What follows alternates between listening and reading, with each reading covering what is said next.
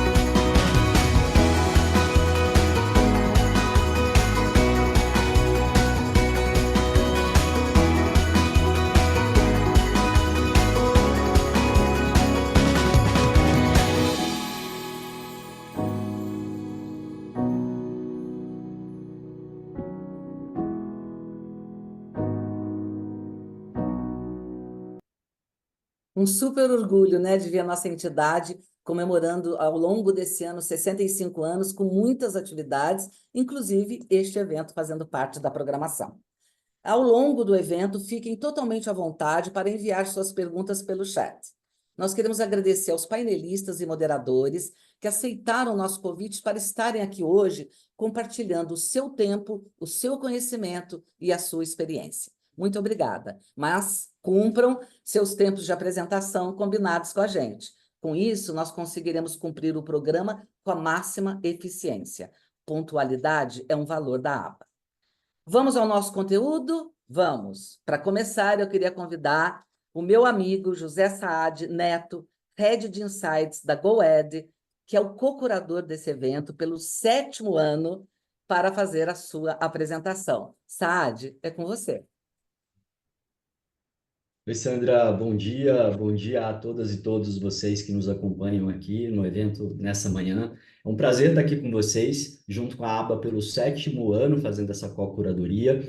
A GoEd tem 9 anos de estrada, desses 9 anos, 7 anos, nós estamos fazendo essa entrega em parceria com a ABA, e num festival muito especial, porque é um festival que reflete muito as ondas criativas, a forma como marcas e agências estão se conectando a contextos culturais, tecnológicos, políticos, para criar suas estratégias de comunicação, impactar vendas, principalmente, impactar a sociedade, e é um pouco do que eu vou dividir com vocês aqui hoje. Meu nome é Saad, eu sou sócio e head de Insights da GoEd, uma rede de curadoria global na área de inovação, criatividade, mídia e marketing, e essa é uma curadoria que a GoEd já realiza aqui desde a sua criação, a curadoria de Cannes. Então, é uma curadoria muito especial para a gente, porque ela reflete muito também a nossa trajetória aí ao longo do festival como uma empresa curadora. Essa curadoria, também há 6 anos, ela tem um oferecimento do UOL, que é a nossa marca parceira, que viabiliza aí a gente fazer essa pesquisa muito profunda e entregar isso para o mercado. A realização dessa curadoria se dá a partir da aplicação da metodologia de pesquisa proprietária da GoEd, que inclui uma equipe presente no festival, apurando principalmente insights, tendências e movimentos dentro das salas de conferência do júri. Palestras e debates também alimentam essa narrativa, entrevistas que nós realizamos principalmente com presidentes de júri e representantes brasileiros, agências e marcas premiadas, além de palestrantes. Para acompanhar e cruzar o nosso conteúdo apurado de forma humana, a GoEd também aplica um social listening no festival, para entender se o que nós apuramos também foi o que reverberou mais na perspectiva de quem participou do Cannes Lions. O Cannes Lions completou nesse ano 71 edições, num ano muito especial em que ele conectou e integrou de forma muito intrínseca a pauta da criatividade dos negócios e o impacto que a comunicação tem nas vendas, nos negócios, nos modelos de negócios das organizações. A premiação esse ano, que é o grande carro-chefe do Cannes Lions, recebeu mais de 26.700 projetos inscritos, uma estabilidade em relação ao ano passado, uma pequena queda, 1%, mas muito pouco em relação ao ano passado. Desse total, Cannes concedeu 841 leões. Só 3,1% dos projetos inscritos no festival saíram de Cannes Lions esse ano premiados. O Brasil também, num cenário de estabilidade, inscreveu pouco mais de 2.060 projetos e saiu do Cannes Lions esse ano com 97 leões, o que representa aí 4,6% do número de projetos inscritos. A premiação é o carro-chefe, ela alimenta boa parte da nossa curadoria, mas é muito importante destacar que Cannes hoje é uma plataforma de negócios e relacionamento muito potente. Ao longo da praia da cidade de Cannes, como a Sandra antecipou, uma série de grandes ativações e cada vez maiores de marcas, empresas de tecnologia, holdings de comunicação, empresas de varejo, estão presentes em Cannes hoje, já considerando ali parte da programação oficial, o que é uma concorrência interna para o próprio festival, porque o público se divide bastante. Hoje existem delegados que vão para Cannes sem comprar a badge, vão inclusive para as ativações, para a programação que tem fora do Palais, o que é um desafio também para o festival resolver, imaginamos aqui nos próximos anos. Chegamos então ao contexto macrotemático, que foi um contexto apurado pela GOED de forma muito transversal no festival. A partir das entrevistas com 30 presidentes de júri, análise dos Grand Prix premiados, conversas com palestrantes e também apuração nos palcos, qual foi a atmosfera temática do festival? Nesse ano, sem dúvida nenhuma, essa atmosfera passa pela união entre publicidade e performance. Cannes deixou um recado muito forte para a indústria. A ideia, a criatividade, a comunicação precisa conduzir as pessoas para uma jornada de comércio, para uma jornada transacional com a marca. E dessa forma, mexer no ponteiro de negócios, como muitos dos cases que a gente vai ver aqui ao longo dessa manhã. Nessa união entre criatividade e performance, Cannes destacou pelos projetos e pelas mensagens dos jurados que criatividade exige planejamento, consistência e frequência de investimento para a construção desse pilar tão importante. A performance, por sua vez, é pautada por uma inteligência cada vez maior de dados, automação de campanhas impulsionadas por inteligência artificial e por uma estratégia de multicanalidade, a partir do entendimento que as nossas jornadas de vida são multicanais. A criatividade, então, é um diferencial competitivo das marcas num contexto de economia da atenção, e a performance, a automação e o cenário multicanal traz otimização para os investimentos alocados pelos anunciantes. Isso leva a gente para um contexto de creative effectiveness, da efetividade criativa de fato, o retorno que se tem no investimento em comunicação. Esse foi um recado dos Grand Prix, das categorias, mas também dos palcos. Grandes líderes de marcas anunciantes passaram pelo Cannes Lions esse ano, mostrando a conexão entre comunicação e negócios. Entre eles, o Mark Pritchard, da P&G, que lidera o marketing global dessa gigante, mostrando de que forma o investimento em comunicação precisa ser proporcional ao retorno que esse investimento gera. A Ezzy Eccleston, da Unilever, na posição de anunciante criativo do ano, uma honraria concedida para a Cannes, responde por uma área que conecta growth e criatividade de comunicação. E sob o guarda-chuva dela, fica também toda a análise de dados com a experiência do consumidor da Unilever. O brasileiro Marcel Marcondes, que lidera o marketing da Bembev, mostrou também que toda a comunicação muito consistente das marcas do portfólio da Bembev são muito conectadas hoje às jornadas de e-commerce para gerar resultado. E aí, sem dúvida nenhuma, o Grand Prix de Titanium desse ano, que é uma categoria que sinaliza caminhos para a indústria a partir de desafios presentes, é considerada ali a grande ideia do ano pelo festival, materializa todos esses insights que eu acabei de dividir com vocês. O DoorDash All the Ads, criado por uma empresa de delivery dos Estados Unidos, até então reconhecida como uma empresa de delivery de restaurante, precisava se posicionar como uma empresa que entrega absolutamente todos os produtos, usou o período do Super Bowl para criar uma promoção super potente, na qual ela prometeu entregar todos os produtos anunciados por todas as marcas do Super Bowl. Nessa promoção que engajou as pessoas com uma ideia muito forte, a transação levou as pessoas para a interface de experiência do aplicativo, materializando o que a gente chama de Creative Commerce. Vamos dar uma olhada nesse case que aterriza um pouco esse contexto macrotemático do ano. This year, DoorDash didn't just make a Super Bowl ad, we delivered all the other Super Bowl ads. DoorDash. The company says it will deliver products from every ad aired. One lucky person picked to win a product from every single Super Bowl ad. So everything from fried chicken to mayonnaise to a car. Listen, we don't know what the commercials are, so it could be a BMW, Doritos, Kia, Volkswagen. even a tub of mayonnaise. And as brands release their ads in real time, we had to quickly add them to our cart. They've added more. You can also win the Kawasaki off-road vehicle. Got the Oreos, Doritos. One person gets it all. Yeah, all the things. And yes, that meant constantly updating everything we were making, even which brands we were featuring in our Super Bowl ad, and making content to engage with all of them. Wait, is DoorDash going to deliver me Jesus? Then 76 ads into the game, we aired our ad that got you all the ads. DoorDash dash all dash the dash ads dash 2024 dash promo code. Dash DoorDash gonna DoorDash pretty much revealing a very, very long promo code that you had to enter to win. Dash Mountain Dew dash Dash overwhelming. dash Oreo dash Dove dash Lick dash Low. That's not how you spell Doritos. People really wanted all the ads delivered, so much so that they even missed the end of the game.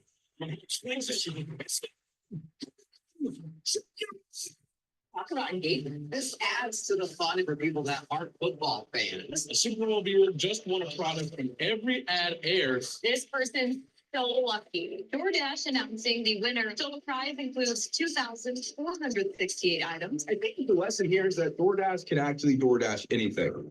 Even the Super Bowl. Ao escolher esse projeto com o Grand Prix de Titânio, o júri e o festival passam uma mensagem muito forte.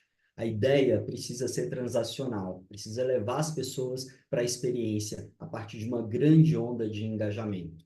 Nesse contexto, crescimento e eficiência são cada vez mais integrados nas estratégias dos grandes anunciantes, como mostraram os projetos e também os palestrantes. Consistência criativa, cada vez mais orientada por análise de dados e insights do comportamento do consumidor, que, por sua vez, orientam também uma estratégia de mídia que se conecte à jornada de vida das pessoas e, por fim, entregue produto e experiência conectada a essa mandala. Dessa forma, Cannes conecta publicidade e performance, eficiência, crescimento, criatividade e impacto. Nesse contexto, publicidade se cola também a commerce, as jornadas de comércio, e se desmembra muito nos projetos premiados em ativações e promoções, como acabamos de ver em DoorDash, em ações de marcas coladas no universo do entretenimento e nas narrativas de marca, que se desmembram em planos de mídia nesse ano, principalmente distribuídos em digital, TV e out of home. E aí, nesse contexto, vale muito destacar um dos Grand Prix do Brasil, o Tá na Mão do Mercado Livre, criado aqui pela Gucci de São Paulo, que é um projeto exatamente que materializa essa união entre publicidade e e-commerce. Por meio de uma parceria com a TV Globo, Mercado Livre transformou todo o aperto de mão da programação da TV numa chamada, numa convocatória, num call to action, um QR Code, para as pessoas comprarem no período da Black Friday no aplicativo do Mercado Livre com uma promoção. Dessa forma, a gente tem materializado de forma muito clara essa transição de como a ideia é transacional. E o Yuri do Mercado Livre vai estar aqui num dos painéis para falar para a gente um pouco mais desse case. Mas, gente, nós chegamos aqui em 10 minutos aqui da minha narrativa e não falamos de inteligência artificial, que foi o grande tema do ano passado, tem sido o grande tema de todos os grandes eventos aí de inovação, criatividade e negócios, né? A inteligência artificial, ela apareceu esse ano em Cannes de forma muito invisível. Ela foi uma tecnologia muito transversal, porque quando falamos de performance, de automação, a inteligência artificial está muito embarcada nessa análise de dados para fazer a mágica acontecer. Ela apareceu por meio de ferramentas assistivas, principalmente na automação de campanhas. O que vimos, então, é a inteligência artificial se transformando numa tecnologia ubíqua, que faz parte de forma muito invisível e transversal de todos os grandes projetos que precisam ser escalados.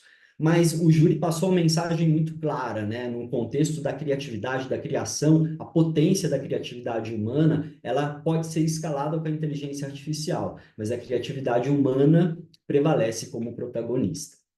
Apresentado esse contexto macrotemático, vou passar rapidamente aqui com vocês pelas tendências criativas que a GoEd mapeou esse ano a partir da análise das categorias, que são 5. A primeira delas é o que chamamos aqui de pós-propósito e impacto real. Cannes olhou durante muito tempo e premiou com Grand Prix e grandes prêmios projetos baseados em causa. Não é que esse ano o Cannes não olhou para as causas, e muito se falou, não teve muito projeto de causa. O que o júri foi esse ano muito mais criterioso para premiar projetos que não apenas comuniquem uma causa, mas tenham alguma ação concreta nesse campo. E é o que muitos presidentes de júri, nas conversas que nós tivemos com eles, chamaram esse ano de pós-propósito. Apenas a comunicação baseada em causa não surte mais efeito, é preciso agir. Nesse contexto, marcas encontram causas genuínas que estejam conectadas aos seus modelos de negócio e traduzem essas causas na oferta de produtos e serviços com resultados além dos discursos. O segundo ponto, segunda macro tendência criativa do ano, é engajamento pelo humor. Essa foi uma grande pauta no festival esse ano, uma tendência que é resgatada e emerge com muita força, o resgate do humor na publicidade. O tema emergiu com um empurrãozinho do festival, que colocou o humor como subcategoria de avaliação em 13 das 30 áreas da premiação. Isso faz com que surjam projetos com uma característica que nós chamamos muito aqui na GoEd de conteúdo líquido, um conteúdo que se esparrama para muito além do plano de mídia para o qual ele foi concebido. Promoções e ativações materializam esses projetos de forma muito competente, levando as pessoas para a experiência de consumo. São muitos os projetos esse ano premiados com um tom bem-humorado. O Anselmo Ramos, que foi presidente do júri de Brand Experience e Activation, a maior categoria do festival em número de inscrições, brasileiro, cofundador da Gucci, ele disse que as marcas estão se levando menos a sério e que isso é muito bom na comunicação.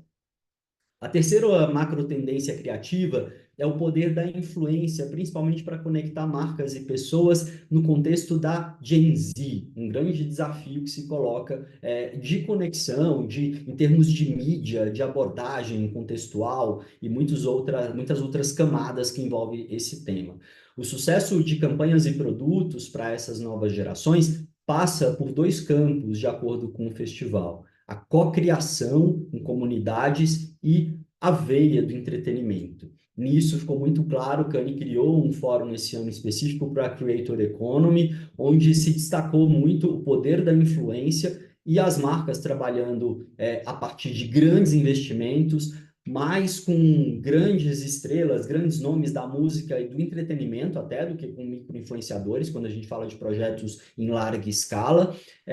Ativações híbridas, levando essas experiências de música e entretenimento, saindo das plataformas e indo também para o campo físico e, como sempre, produzindo um conteúdo que seja multicanal, considerando aí as jornadas de multicanalidade das pessoas também no contexto da Gen Z e no contexto da influência. Muitos projetos legais premiados nesse campo também.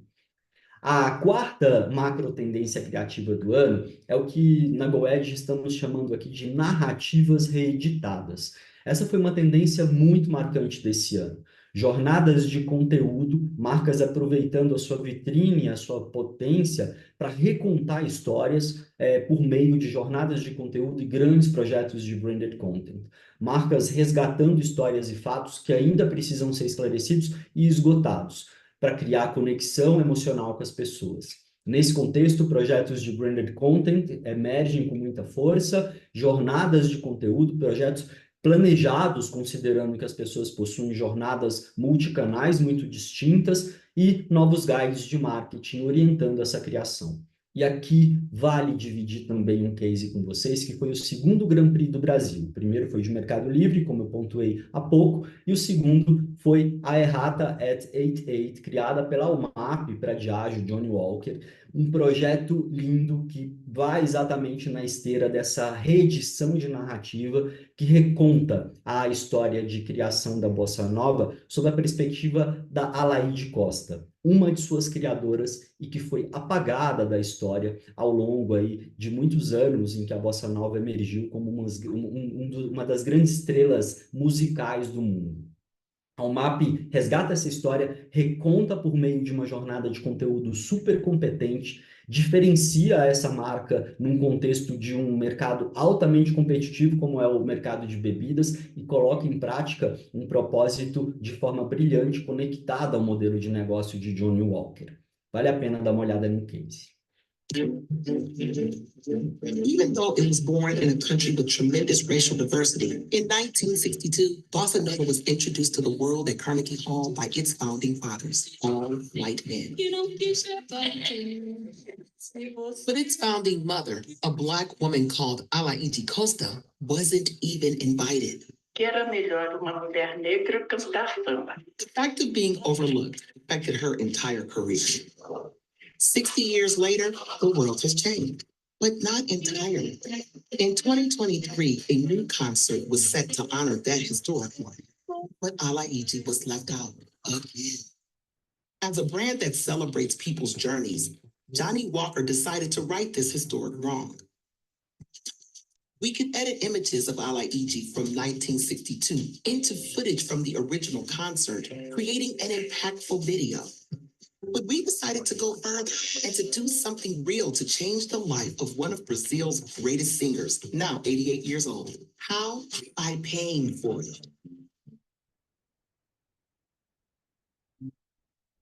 If the newspapers weren't talking enough about Alaide, we bought 2 pages in the largest newspapers in Brazil and created an ad in the form of an airtime celebrating her entire career. The news was shared organically on social media by millions of people, including many celebrities. And if she hadn't been invited to the Carnegie Hall concert, we'd sponsor her participation. Alaide sang on the stage of Carnegie Hall and was the only artist to receive a standing ovation for more than 3 minutes. The next day, Alaide's life changed.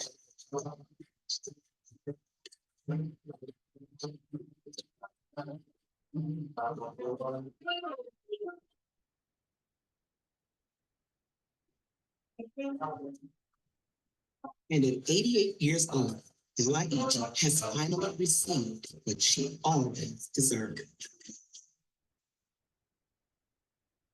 Esse belíssimo projeto criado pela Almap para Johnny Walker, e o Gui, VP de Marketing da Diageo, vai estar também no painel aqui na sequência para contar para a gente os bastidores e resultados alcançados aí com esse projeto. O quinto e último movimento criativo desse ano, que eu quero dividir com vocês, é fluidez cultural.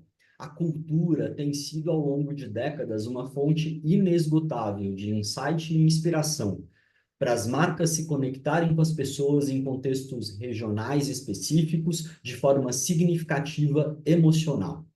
Aqui, cada vez mais, com uma escuta muito ativa, com social listening muito ativo, as marcas embarcam em movimentos e escalam conversas que ganham as plataformas de forma orgânica e geram impacto nos negócios.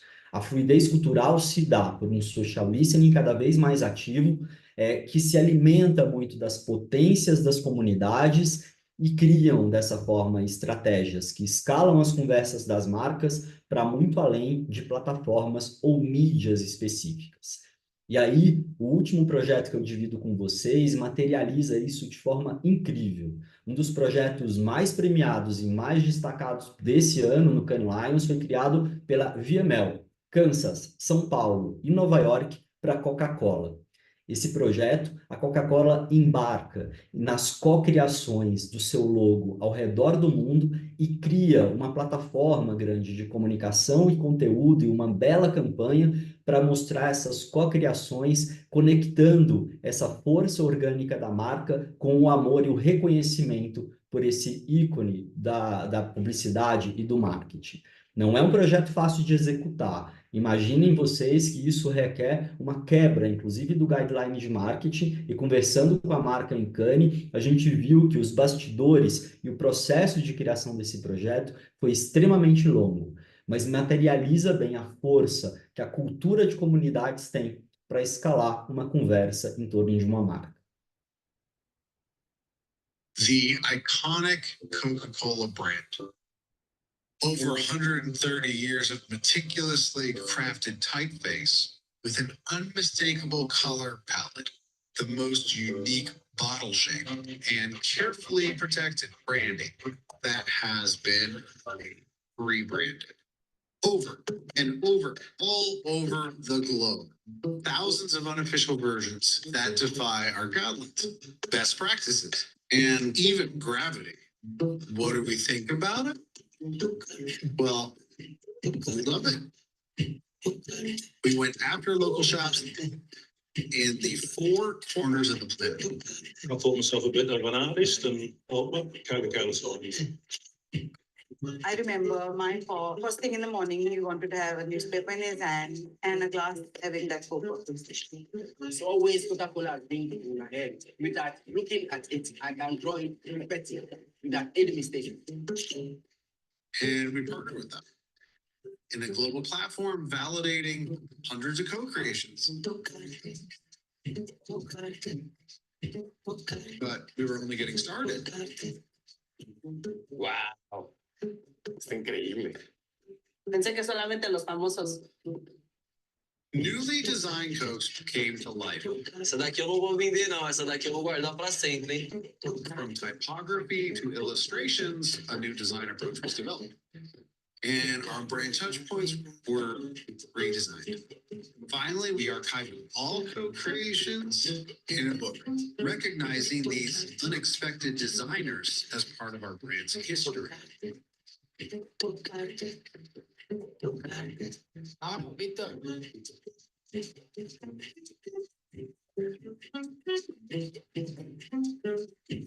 You step back, you look at the wall, then you start thinking. Definitely show that you did the best.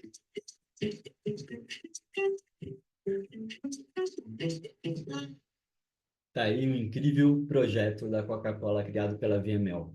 Para encerrar aqui essa parte da nossa manhã, encerrar aqui minha apresentação, conectando aqui a atmosfera de publicidade e performance que o Canny destacou esse ano, nós temos 3 pilares principais: criatividade e mídia, que se materializa por um planejamento muito consistente e pela consistência e frequência de investimento.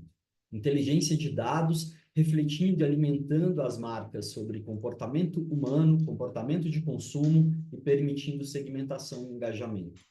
Por fim, não menos importante, conexão emocional, se dá a partir de uma análise de contextos culturais e se materializa em conteúdo, entretenimento e serviços. Tudo isso permitindo, então, que as marcas alcancem a efetividade criativa a partir da capacidade de se conectar aos diferentes momentos das jornadas de vida das pessoas, entendendo que essa jornada é multicanal e precisa ser contextual. Todo esse conteúdo que eu mostrei para vocês está disponível no White Paper Canny Insights 2024, que pode ser acessado aqui por esse QR Code. Quem não conseguir acessar, a aba vai dividir com vocês o link de acesso direto também. Esta é uma versão muito pocket da palestra. A GoEd disponibiliza essa palestra para contratação do mercado em company, para análise por categoria e por vertical de indústria. Dessa forma, eu agradeço o tempo de vocês até aqui e já parto aí para o convite do primeiro painel, onde a gente vai ter a oportunidade de conhecer os bastidores do júri, entrar um pouco aí nesse universo dentro da sala dos jurados, por dentro do júri, os critérios e os bastidores, para conhecer aí os projetos, o que o júri considerou para reconhecer os projetos mais criativos do ano. Para participar desse painel, eu convido aí a Márcia Esteves, que é CEO da Liulara e foi jurada em Business Transformation, a Sumara Osório, que é CCO da VML e jurada em Creative Strategy desse ano, a Patrícia Moura, que é CEO da Pride Content e foi jurada em Entertainment Lions, e o Henrique Delama, diretor de criação da UMAP BBDO e que foi jurado em Creative B2B Lions. Para moderar a conversa, Renato Pesotti, do UOL. Renato, com você. Obrigado, Saad. Obrigado, Sandra, pelo convite. Bom, nesse primeiro papo, a ideia é a gente falar um pouco sobre os critérios de premiação dentro de alguns júris e de como foram as escolhas para serem selecionados alguns dos grandes vencedores do ano. Vocês perceberam aí que o evento da ABA é sempre cronometrado perfeitamente, né? 9h35 começou nosso painel. Então, só vou pedir uma coisinha para os nossos convidados. Se vocês puderem responder essa primeira rodada em 5 minutos, ótimo. Daí a gente tem tempo para falar de outros assuntos também. Vamos lá, para não perder muito tempo, eu vou passar para a Márcia Esteves, que é CEO da Liulara TBWA e que foi jurada em Business Transformation. Marcinha, obrigado pela presença. É sempre um prazer falar contigo. Dois dos macro temas que o Saad trouxe, a união da publicidade, do e-commerce e o impacto real de uma ação de marketing, tem absolutamente tudo a ver com o GP da categoria que você acompanhou, né? Queria que você falasse um pouco para a gente do Refurb, a ação da Philips, criada pela Lepub, da Holanda, que ganhou o GP em Business Transformation, e queria que você falasse também um pouco sobre como foram os debates da categoria. Marcinha, contigo. Bom dia. Primeiro, desculpem pela minha voz mais rouca do que nunca. Sandra, toda a equipe ABA, muito obrigada pelo convite, aos painelistas, meus amigos queridos, um prazer estar aqui com vocês. Somos dois, Sandra. Também estou com febre olímpica aqui, que não passa. Vamos lá, acho que vou falar um pouquinho da categoria, daí eu entro no case. A categoria Business Transformation é uma categoria que, por incrível que pareça, o Brasil ainda não conseguiu ganhar nenhum leão. É uma categoria relativamente nova, ela tem 3 anos, né, no festival, então os critérios ainda estão sendo muito definidos e a gente teve um cuidado muito grande em discutir previamente todos os critérios para que a gente pudesse setar essa categoria. Ela é uma categoria que basicamente olha para ideias, como sempre, mas ideias que transformem o negócio de forma longa e duradoura, né? Como ela pode ser replicada no mundo e como ela pode transformar o negócio e as marcas e a forma, muitas vezes, como as pessoas vivem e se relacionam com as marcas. Então, os critérios são muito claros, estabelecidos. A gente selecionou 3 pontos, né? O T, o B e o C. A gente brincou que a transformação, o que de fato foi transformado, né? Houve de fato uma transformação, não é uma ideia pontual que não vai transformar ou pode transformar a médio e longo prazo, né? Como essa transformação impactou o negócio, quer dizer, houve de fato um impacto no negócio ou na marca ou na sociedade, e por fim, qual era a ideia? Né? Não necessariamente nessa ordem, mas todas as ideias premiadas tinham que responder muito bem a esses 3 critérios. E aí, entrando um pouco, né, no nosso Grand Prix, que é uma ideia feita pela Philips na Holanda, com a Lepub Amsterdã, basicamente, o que eles reportaram no case, que é um fato, é que, eu não sei se todo mundo sabe disso, mas os produtos que são devolvidos pelos consumidores para as companhias são mais caros de serem reembalados, né, e colocados à venda novamente do que serem descartados. Então, em 2023, 50 milhões de presentes foram devolvidos à União Europeia e mais ou menos 10 milhões acabaram em aterro, ou seja, um problema também muito grande de sustentabilidade. E aí o que a Philips entendeu, ela começou com uma campanha pontual, né, no Dia da Terra, enfim, uma promoção de Natal que se transformou no modelo inteiro de e-commerce, é que se eles lançaram uma campanha que, de novo, virou uma plataforma chamada Melhor do que Novo, né, Better Than New, trazendo todos os produtos que eram devolvidos seriam vendidos no e-commerce da companhia. Naturalmente, com garantia da Philips, né? Então, eles garantiam que quem comprasse não estava pegando nada com problema, simplesmente era uma opção de devolução do consumidor. Isso transformou o e-commerce, eles tiveram a venda, 100% dos produtos colocados à venda por um preço menor e com garantia da Philips foram esgotados, e a Philips se comprometeu no mundo inteiro, no seu e-commerce, sempre oferecer os produtos devolvidos, deixando, de novo, transformando o negócio, deixando de ter desperdício e fazendo do que era um prejuízo, né, uma geração de receita. Então, transforma de forma sustentável o negócio, gera uma receita considerável e, além de tudo, naturalmente transformou e traz, né, referências para que a gente possa buscar ideias poderosas de sustentabilidade, mas que reflitam na marca e no negócio. Então, acho que não gastei, não ultrapassei o tempo, Não, tá excelente. Agora, eu ia chamar a Sumara, mas ela teve um problema na conexão, então eu vou chamar o Henrique para falar um pouco sobre a categoria que ele participou. O Henrique Del Lama, que é diretor executivo de criação da UMAP BBDO, que está com a gente e foi jurado em Creative B2B. Tudo bem, Henrique? Cara, o case vencedor do GP, na categoria que você esteve lá no júri, foi um dos xodós do festival desse ano, né? Se a gente pode chamar assim. Conta um pouco para a gente como que foi o sucesso do Instagram da dona Marina Pietro, que fez muito sucesso lá na Espanha e que ele acabou se tornando uma das pérolas do ano no festival, né? Conta pra gente. Vamos lá. Bom dia, Renato. Bom dia a todo mundo. Um prazer estar aqui. Então, assim, contar um pouco do direcional da nossa categoria, que eu acho que justifica esse GP, né?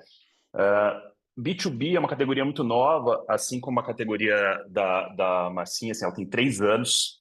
Só que, diferente da Márcia, a gente trocou muita ideia lá nos corredores dos coffee breaks ali. B2B, o Brasil tem ido muito bem.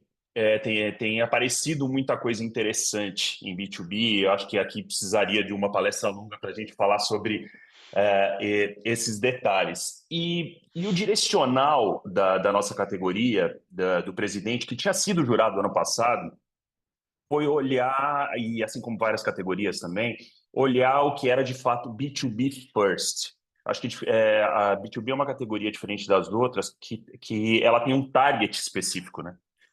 Você está falando com outras empresas, então isso é muito claro. E é esse olhar que a gente tem que ter nas peças. E eu acho que Marina Preto, a decisão foi ali no último round, foi muito difícil a decisão do GP, e mais para frente talvez eu consiga falar sobre isso. Ela é um B2B muito claro, né? Ela é um B2B simples e indiscutível, né? É uma ideia muito simples, usando uma mídia tradicional, integrada com a rede social de uma forma super efetiva, usou a curiosidade do consumidor, no caso o Si, aí é uma coisa que o Saad até falou, né? Ele usa da jornada do Si para mostrar o resultado efetivo para o B, né? Que é o business, o comprador do meio. E a ideia é tão simples que dá para eu contar ela sem estourar o tempo aqui e a Sandra não ficar brava com a gente.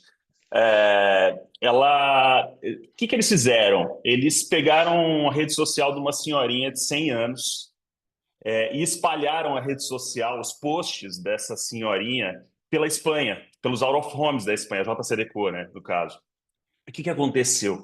As pessoas queriam saber quem era a tal da Marina Preto. Ela ganhou um monte de seguidor e aí, obviamente, mostra a efetividade do meio, do out of home. Olha lá, todo mundo que ia saber quem é a Marina Preto, e eles fizeram de uma forma muito emocional e se destacou naturalmente. Então, assim, é uma ideia que tem algumas coisas que até o Saad colocou como tendências aqui do festival, né? Então é isso, mostra uma jornada de uma forma diferente, porque é o B2B, então você mostra a jornada de um Si para mostrar o resultado, mostra a conexão emocional. A discussão foi muito grande, eu acho que depois, na sequência, no papo, eu conto os detalhes, como foi a discussão para decidir qual foi o Grand Prix. Mas, enfim, uma ideia que não tem AI, não tem tecnologia, é só uma boa ideia, simples e executada de um jeito brilhante. Legal, Eu acho que eu fui rápido. Não, você foi excelente. Na verdade, é engraçado, porque é uma ideia do século XX, né? Impressionante como o pessoal gosta de uma fofoca, quer saber da vida dos outros, e foi automaticamente atrás do Instagram da Dona Marina para bombar, né? Impressionante isso. Nada como usar o comportamento humano a favor da marca, né? Então, assim, isso foi muito fácil, foi muito efetivo, e é uma ideia muito legal. E, assim, para quem não viu o videocase, aconselho a ver, porque o case é muito bem construído também. É uma fofura, assim. Eu, como criativo, quando eu vi isso no meio de um monte de case muito técnico, frio, que tem na categoria de B2B, entra aquele case no meio e você fala, putz, você quer premiar, cara, aquilo é muito legal, que vontade de ter feito, sabe? Então, eu acho que foi super justo esse GP na minha categoria. Legal. Falando nesse assunto, nesses debates, até se chegar ao vencedor, eu queria passar a palavra para a Sumara Osório, que é CCO da VML e que foi jurada em Creative Strategy. Sumara, tudo bem? Fontes afirmam que o debate sobre quem ficaria com o GP na sua categoria durou 5 horas, né? Eu queria que você falasse um pouco sobre os diferenciais da ação A Piece of Me, da Dentsu, que ficou com o prêmio máximo na sua categoria. E eu queria que você falasse um pouco também sobre os debates e sobre o porquê o Brasil não ganhou nenhum leão lá em Strategy também. Mas seu microfone está mudo. A frase que não pode faltar no nenhum debate por Zoom. Bom, desculpa. Primeiro eu queria agradecer o convite, a participação. É sempre muito bom, Cannes. Eu digo que a gente sai de Cannes, mas Cannes não sai da gente. Nunca mais. Então, sempre toda e qualquer oportunidade para falar sobre isso é incrível. Bom, vamos lá. A gente debateu, sim, 5 horas, mas nenhum dos cases debatidos nessas 5 horas levou o Grand Prix. A discussão de 5 horas, ela foi ao redor de Inflation Cookbook, né, que era aquele app que ajudava os consumidores a navegar pela inflação, sugerindo receitas econômicas com base na flutuação dos preços. E o outro case era um case de long-term positioning para Inclusive by Design da Mastercard, que conta a estratégia dos últimos 5 anos da marca de interpretar e de mudar, na verdade, a interpretação de expandir, digamos assim, a interpretação do conceito de priceless para aquilo que não tem preço, como sendo sinônimo do direito que todo mundo tem de estar incluído no sistema financeiro. Antes de falar de Piece of Me, é importante dizer que esses 2 cases que foram o grande debate, que daí no final a gente desistiu, porque chegava num consenso, então vamos partir para um terceiro, né? Eles tinham uma coisa em comum que já foi muito falada aqui, que é o uso realmente de tecnologia e de dados para soluções práticas, em termos de transparência, de diversidade e inclusão, de empoderamento feminino. Se você pegar os outros 2 leões de ouro, eles têm exatamente isso. Code My Crown e Pink Chip, eles têm as mesmas características, que reúnem tecnologia e soluções em prol de soluções humanitárias. O GP de Piece of Me é uma campanha sobre causa, né? Aquilo que a gente vem dizendo que, de alguma maneira, mudou bastante dos últimos anos para hoje em dia. É uma campanha de awareness, uma campanha de conscientização escrita na categoria de Corporate Purpose and Social Responsibility, e que fala sobre a vergonha online do compartilhamento de nudes. Então, é uma campanha de awareness, é uma campanha de conscientização, em um ano onde as campanhas de causas mais premiadas do festival como um todo, como Sidewalks ou Carsworks, eram campanhas de ações super concretas. Mas o que acontece é que ele traz um tema muito premente, que é a segurança digital e a saúde mental. A gente viu alguns outros leões abordando estas questões, esse insight humano super premente. Então, Cost of Beauty, da Dove, Without Consent, da Deutsche Telekom, que também foram leões de bronze, também trouxeram esse impacto negativo das redes sociais, perigo do oversharing de fotos e do compartilhamento de dados online, todos eles, de novo, enfocados na geração Z, como a gente acabou de ver. Então, ele trouxe esse insight, mas acho que o mais importante é que ele representou, talvez ele tenha sido a melhor representação da orientação que a presidente do nosso júri deu, e que parece, a princípio, uma orientação quase que óbvia, mas a simplicidade tem a sua, né, sua grande genialidade por detrás. Ela disse, vamos buscar um insight humano original, né? Ele é um insight humano original, eu já vou explicar por quê, e vamos entender o papel essencial da estratégia na formação da ideia. É claro que ideia e estratégia se confundem, são a mesma coisa, ou em muitos casos, mas definitivamente nesse case existe uma fronteira entre o insight e a execução muito clara. E foi nisso que a gente se concentrou muito em buscar se a ideia poderia existir sem a estratégia. E ele trouxe esse insight que reverte a expectativa, que tira a responsabilidade de não compartilhar nudes da mulher e transfere para o homem. Eu sou mãe, tenho 2 filhas, uma de 19 e 20 anos, e passei minha vida dizendo, não compartilhem nudes, não compartilhem. E essa campanha diz o contrário, ela diz, olha, pode compartilhar sim, quem não pode, na verdade. E quem deveria sentir vergonha por fazer isso é quem compartilha algo que você mandou. Além disso, eu acho que a estratégia, a importância na estratégia, na execução da ideia, ela pode ser percebida numa outra tendência entre os vencedores. E a gente vê que as marcas com posicionamentos de longo prazo, como Dove, Heinz, Mastercard, Heineken, Oreo, Cadbury, entre outras, tiveram uma performance incrível em Creative Strategy, porque é muito fácil para estas marcas deixar claro qual é a importância da estratégia na execução da ideia. Mas mais do que isso, é muito difícil para essas marcas permanecerem consistentes e, ao mesmo tempo, evoluírem e continuarem fortalecendo conteúdo novo, impactante, né? E provando a força da capacidade criativa, da capacidade estratégica e criativa e da sua elasticidade. Então, dizendo isso, essas tendências que eu acabei de citar, que é como o uso de tecnologia e de dados para soluções humanitárias, que é uma tendência cross todas as categorias do festival, mas essas marcas de posicionamento muito claro e consistente foi o que, na minha opinião, prejudicou os cases brasileiros. Se a gente pegar os 2 cases de shortlist, 70 anos de Volkswagen e Transparency Card, os 2 têm exatamente isso que eu acabei de mencionar. Eles têm uma consistência de posicionamento de marca há muito tempo, né? É impressionante o que 70 anos de Volkswagen é capaz de fazer, porque ele transcende a cultura e todo mundo entende, apesar de não necessariamente saber da importância cultural que as personagens desses cases tiveram.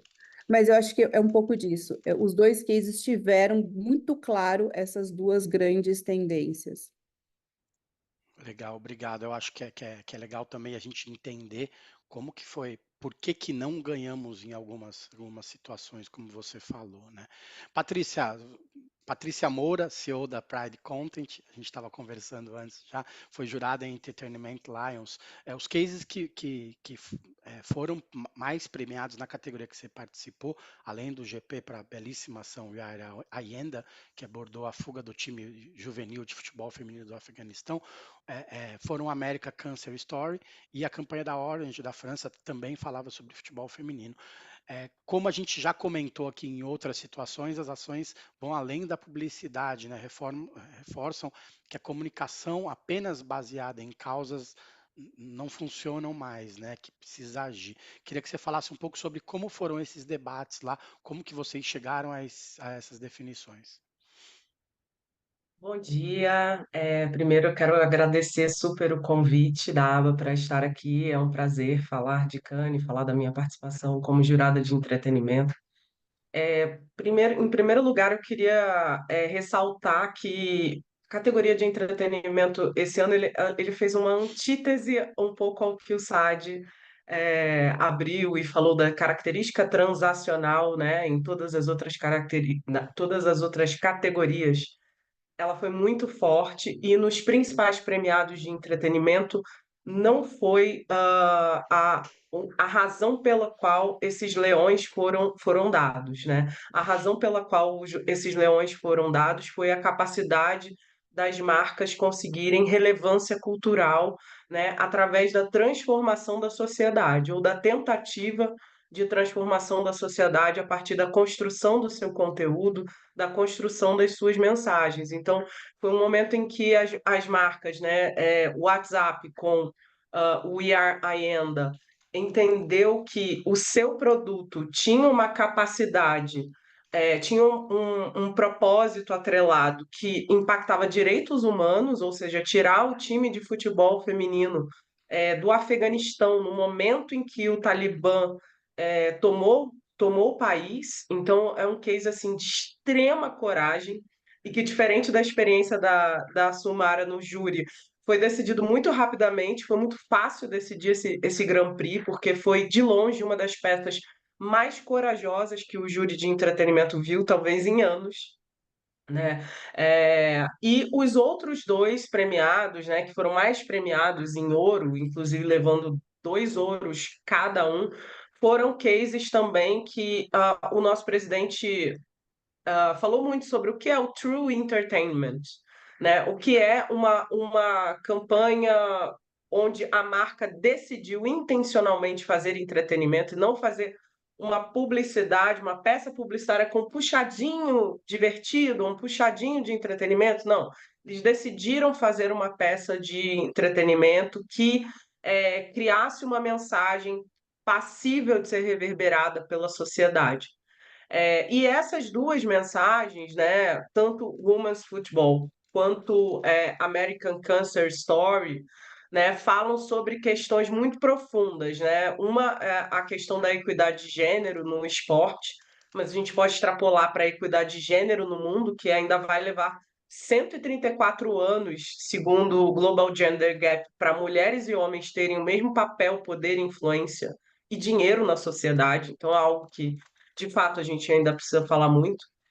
E a American Cancer Story abraça duas causas, né? Ela fala do câncer, né, em diferentes estágios da vida, nesse caso ilustrado por uma criança, uma adolescente passando por uma situação de câncer, e a questão do mass shooting nos Estados Unidos. Então foi um case brilhante também, que uniu duas ONGs e duas causas simultaneamente, mas que também coloca mulheres como suas protagonistas. Então, nada disso foi combinado. Nosso júri não parou e sentou e falou: vamos premiar causas. Foi o oposto disso. Num dado momento, antes, ali no primeiro round, o presidente falou assim: gente, esse júri não premia causas. Foi o contrário.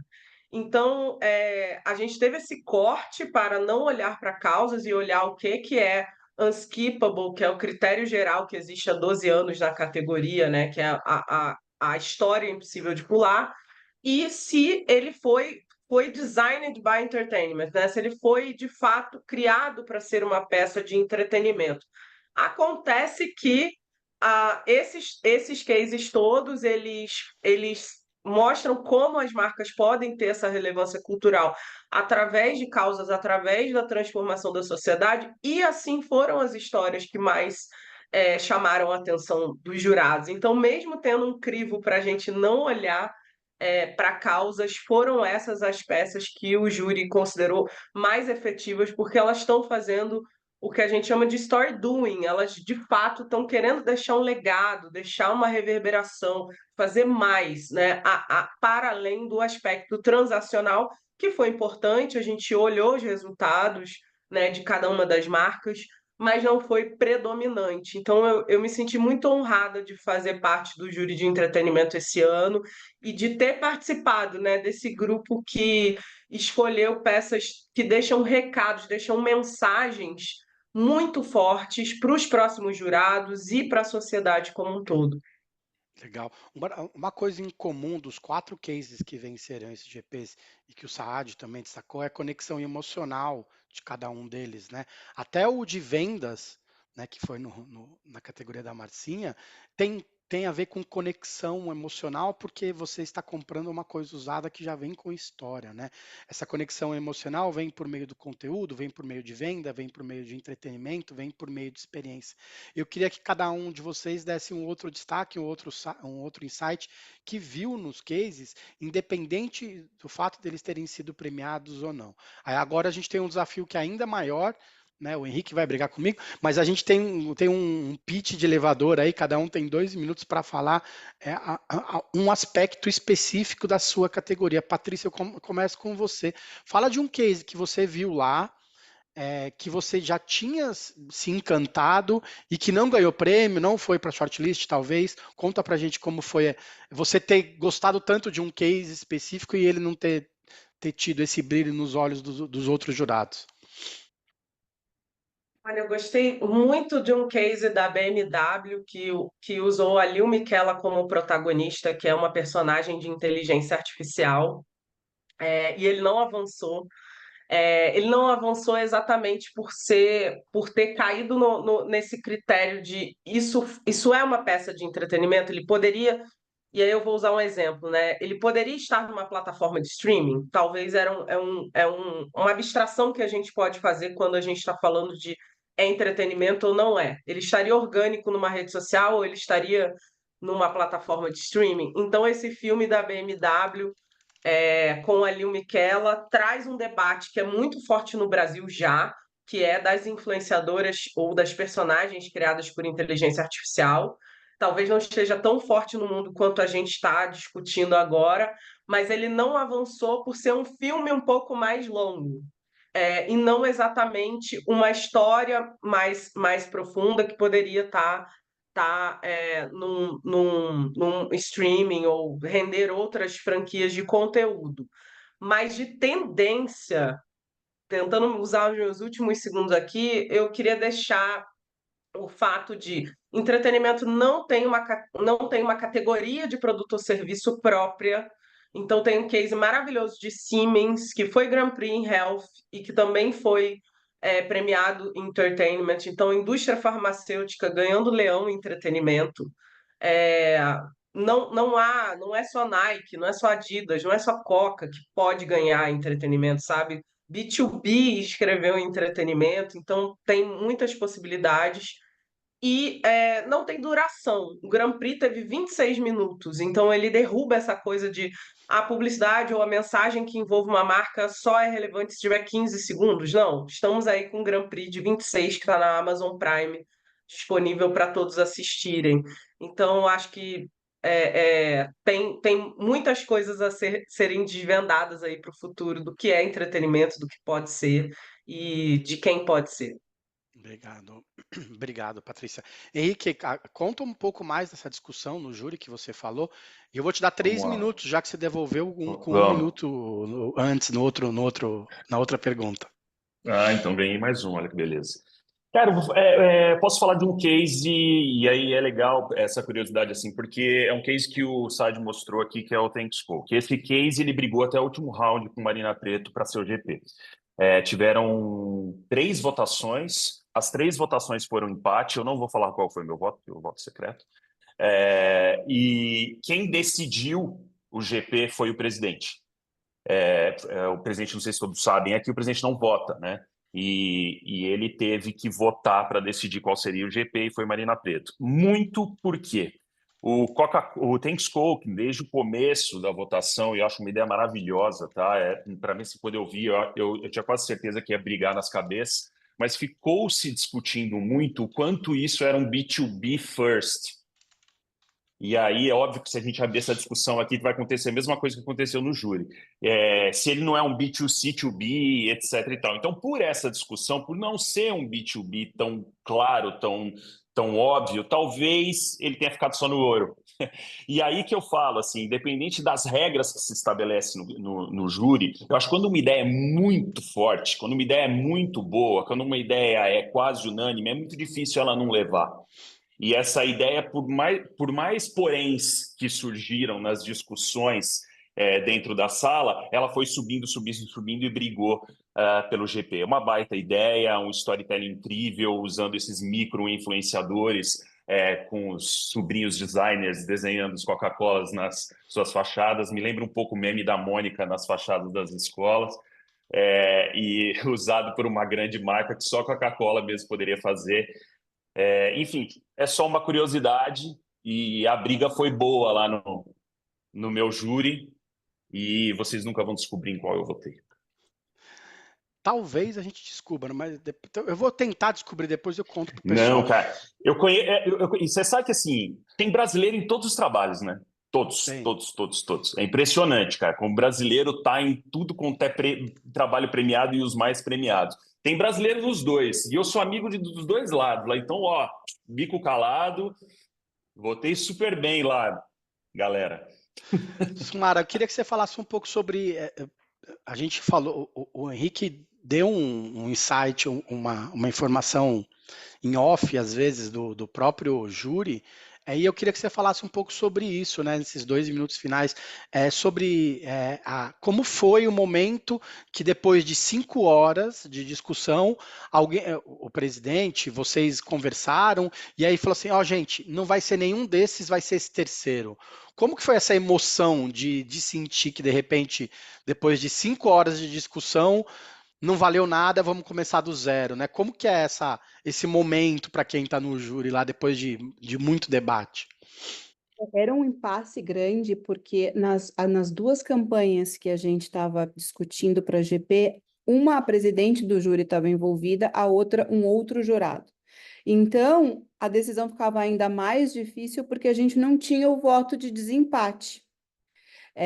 E por isso, e assim, e sabe como é planejador, né? Todo mundo levou anotado resumo de case, insight, tendências, pontos positivos, negativos, todo mundo sabia, tudo tinha feito.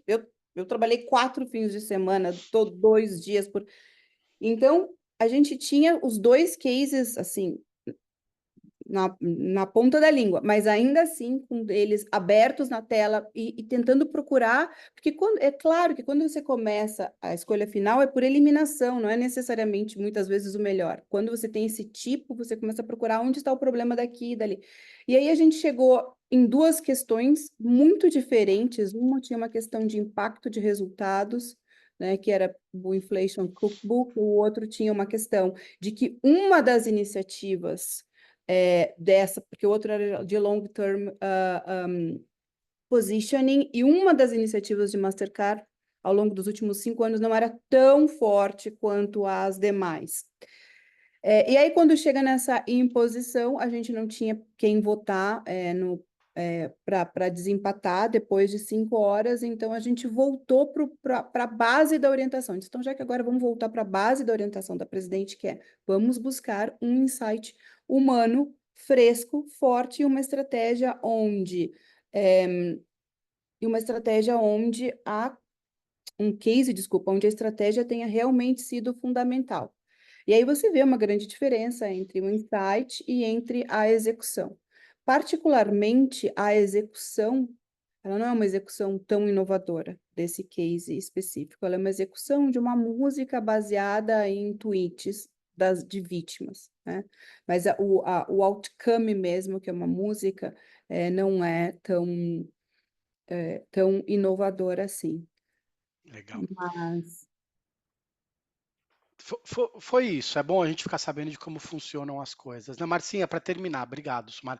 Para terminar, Marcinha, eu acho que a gente pode falar um pouco sobre a sua categoria especificamente. A Ariana Stollers, que foi a presidente do júri, que trabalha na Century Song, ela disse que a gente teve cases ganhadores que foram impulsionados pela tecnologia e não que foram liderados pela tecnologia. Eu acho que esse é um dos grandes recados e que é uma coisa que você sempre fala, né?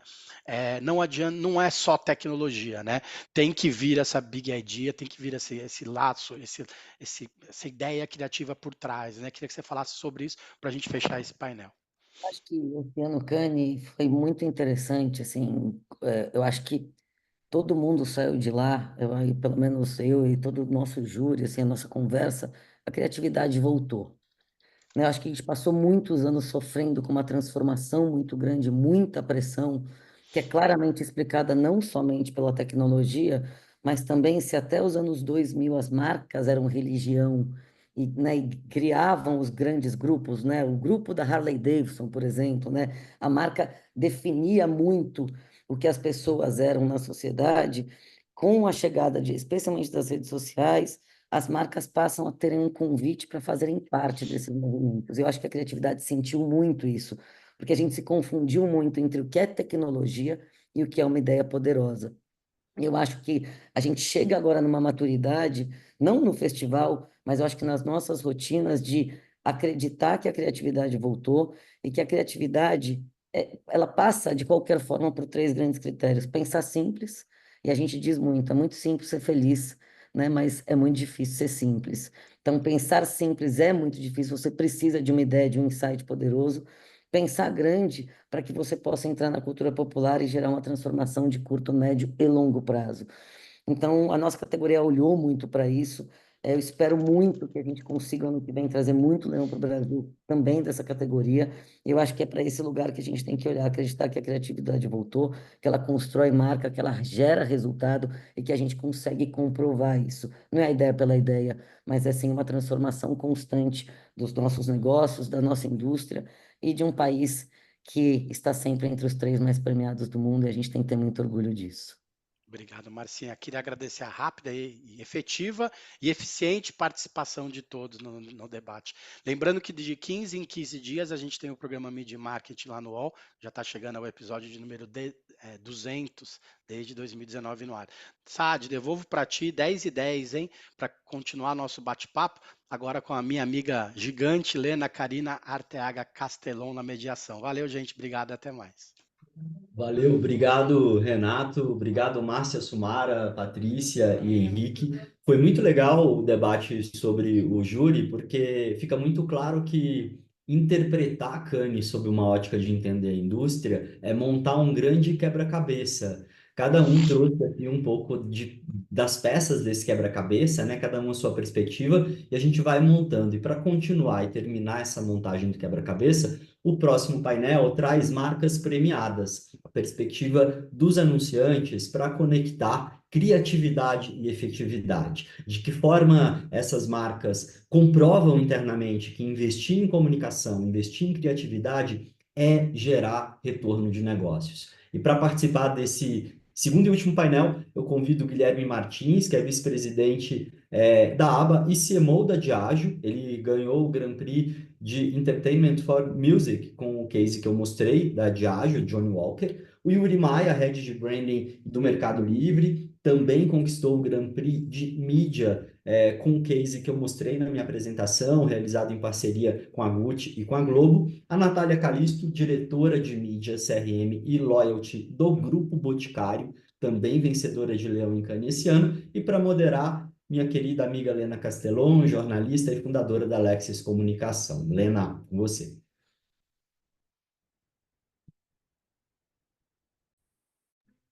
Justo comigo foi apagar o microfone. Bom dia a todo mundo. Quero agradecer primeiro a Aba, a Sandra, o Saad também, a todos os meus parceiros dessa mesa, Yuri, Guilherme, Natália, obrigada mais uma vez. Vamos começar. Cannes é uma correria. Aliás, falar só para o Renato Pesotti, ele quase deu meu CPF, hein? Deu o nome completo, faltou o CPF. Gente, Cannes é uma correria, a gente já sabe, né? Vamos falar, combinar. Mal dá tempo da gente refletir sobre resultados. Então, eu acho que essa é uma hora muito boa para a gente pensar exatamente nessas conquistas que o Brasil teve nesse ano. Eu vou abrir com o Yuri. Yuri, você tem um GP de mídia, e eu queria que você falasse não só desse GP de mídia, como também falasse um pouco do outro case, do outro trabalho que vocês conquistaram, Leões, que é a placa Gandula, mas eu queria que você falasse, mídia é uma categoria super concorrida, é a quarta mais concorrida do festival, está acima de filme, inclusive nesse ano. Eu queria então que você contasse por que o Tá na Mão é um case disruptivo. Boa. Primeiramente, aí, obrigado pelo convite. É um prazer enorme estar aqui. Obrigado, Lena. Obrigado, Sandra. Obrigado, Saad. E obrigado a todo mundo. Deixo aqui meu bom dia para todo mundo que está assistindo. Lena, você sabe que a gente já vem, né, alguns anos aí construindo uma história do Mercado Livre em Cannes. Não é o primeiro leão que a gente ganha, né? A gente já ganhou um GP 3 anos atrás e também ganhou outros metais, né?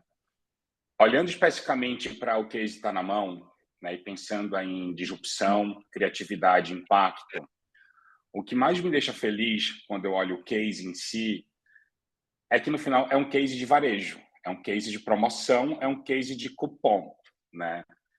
E a gente já vem tentando, né? Não é a primeira vez que a gente tenta trazer a disrupção para uma campanha de varejo, né?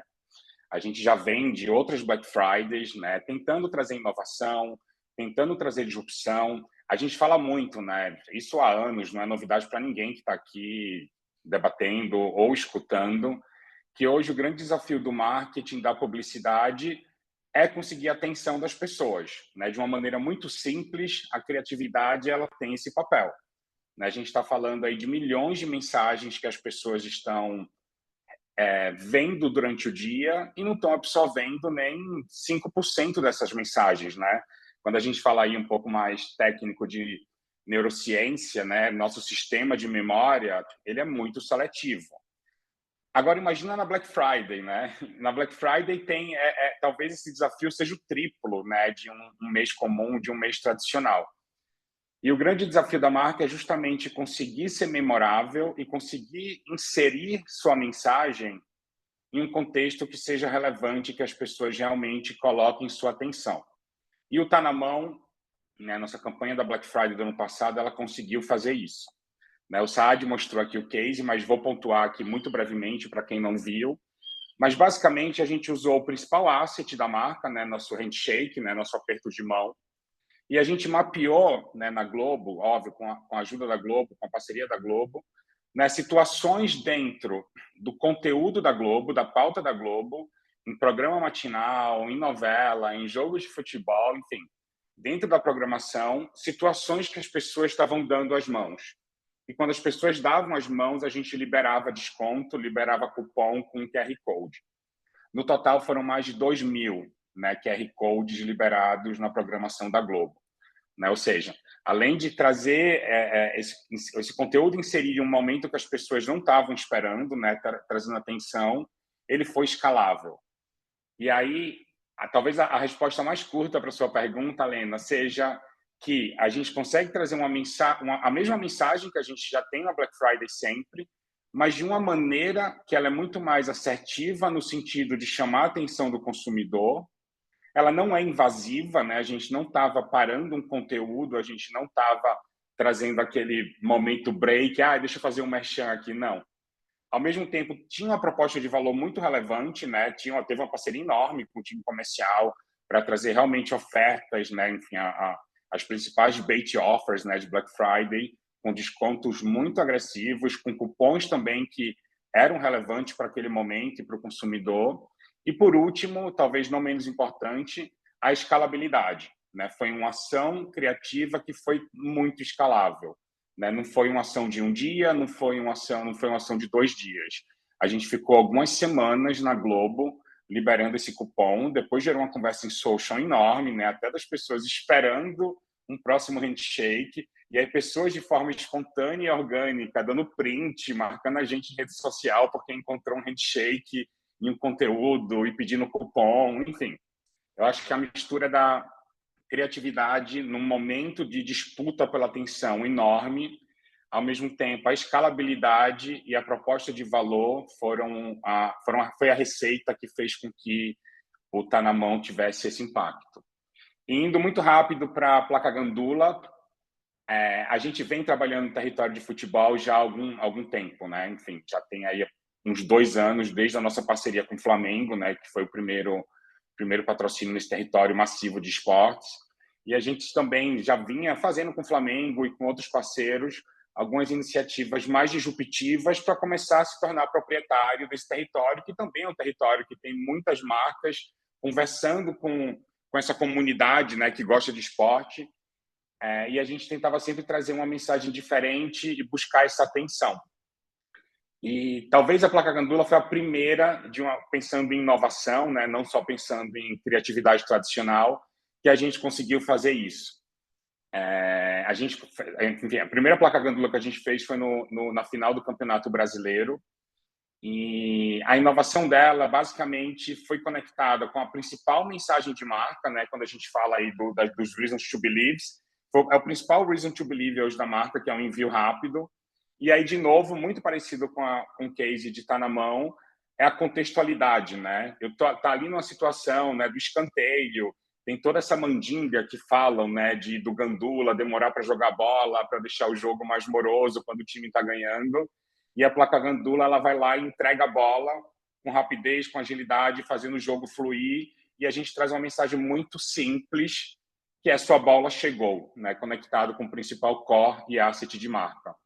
Acho que esse foi o grande diferencial e fez com que esses 2 cases fossem os mais premiados aí de Mercado Livre esse ano em Cannes, totalizando aí com o GP, né, de Tá na Mão, 9 metais agora nessa edição de 2024.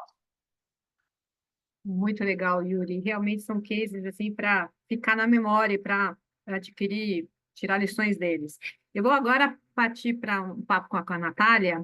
Vamos falar da categoria que tem o título de O Leão da Mudança, que é Glass. Glass fez 10 anos nessa edição, então uma conquista nessa edição é muito emblemática. Eu queria que você falasse do bronze que vocês conquistaram com o case de licença parental. né, que chama atenção para a licença paternidade. E depois eu queria que você falasse também do respeito ao cabelo, que também conquistou prêmios metais importantes. Vamos começar então, Natália. Vamos, Ana. Só um detalhe, Glass tem uma diferença, né, no julgamento, tem uma defesa, né, e eu queria que você contasse essa experiência também. Então, vamos lá, Natália. Claro. Bom dia, Lena. Bom dia, pessoal. Um prazer estar aqui. Bom, e o Henrique também, nosso grande parceiro da UMAP, falou desse prêmio, né? Esse prêmio Glass foi uma super parceria aqui, Boticário UMAP, né? A gente está há muitos anos nessa estrada.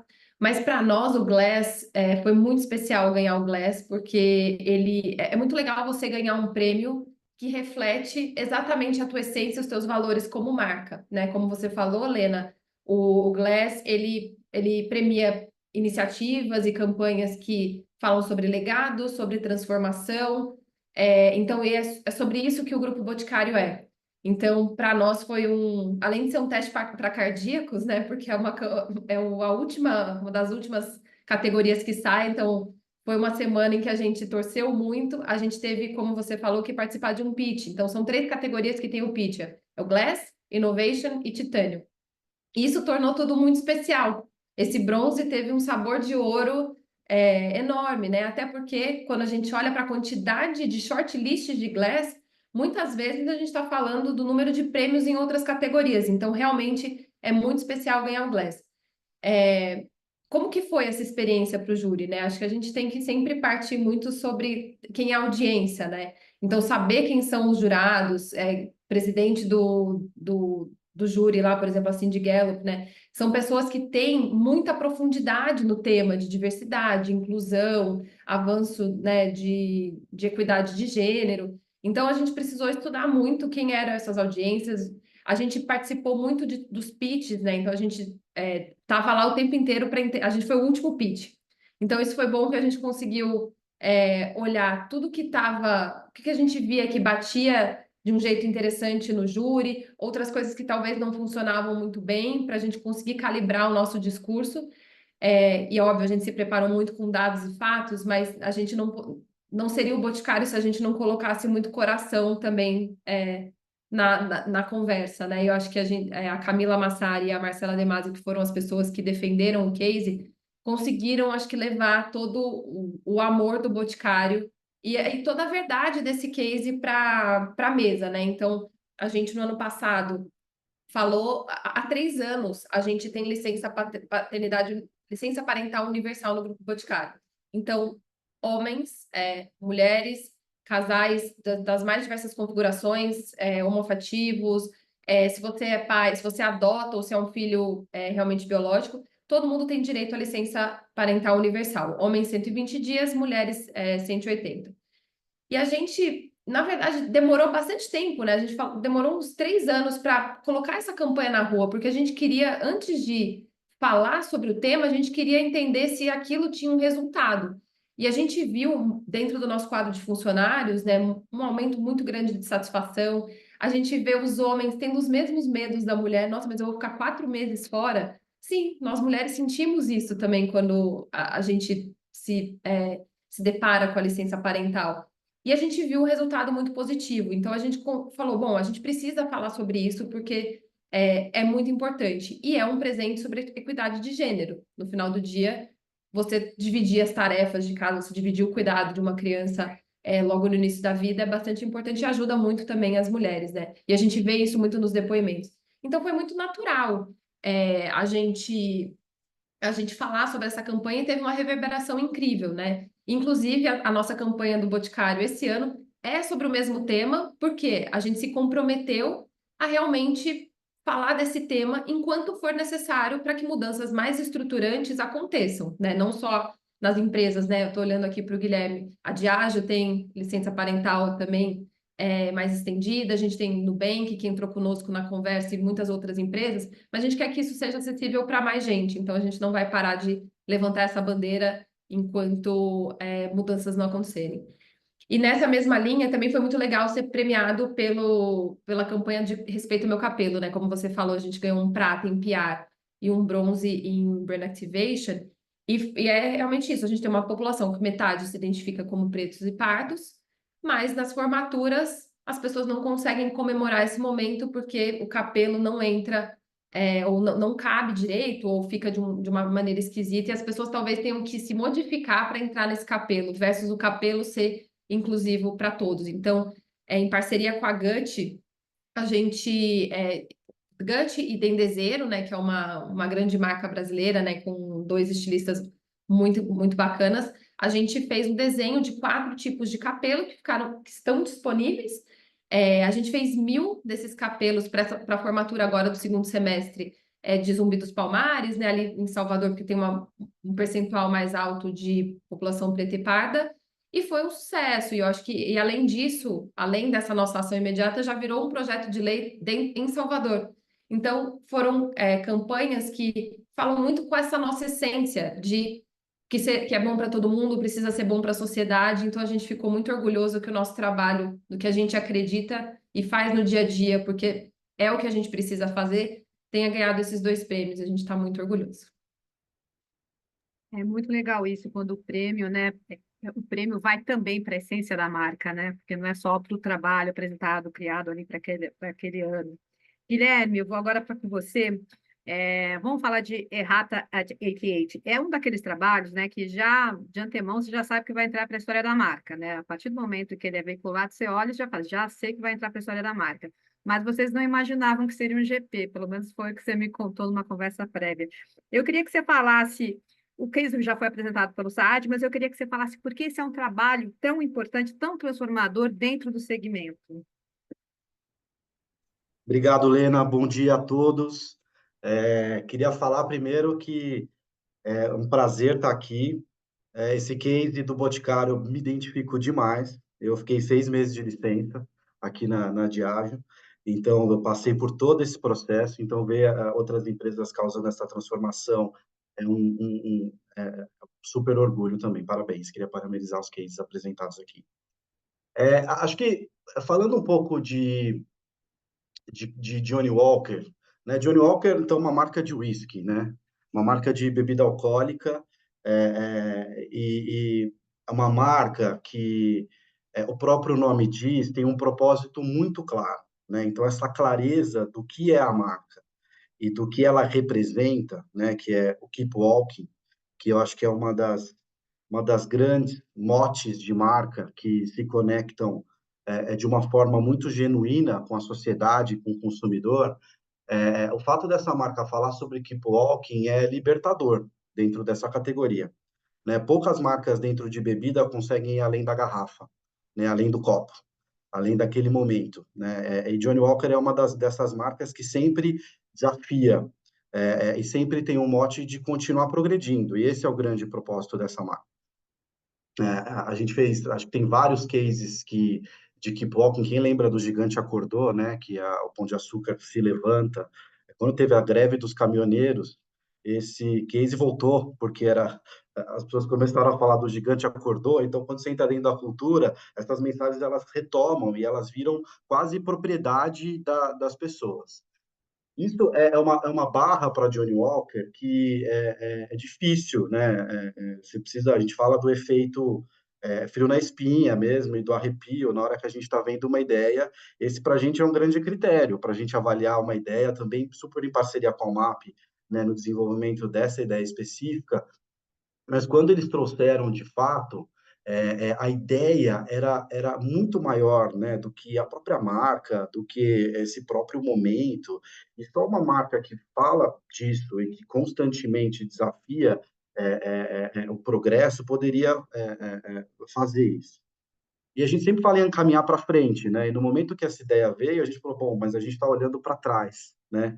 E a gente percebeu que para caminhar para frente, em alguns momentos, é preciso olhar para trás, né? E é preciso reconhecer alguns desses fatos. Então, acho que vocês viram o case aqui, mas é um case, né, que quando a gente viu esse insight da cantora Alaide Costa, que é reconhecida como uma das mães da Bossa Nova, reconhecida hoje, né? Depois desse processo da errata, porque ela não foi reconhecida dessa forma, né? A Bossa Nova foi apresentada para o mundo, né, num festival em Carnegie Hall, em Nova York, apenas por homens, né, os pais da Bossa Nova.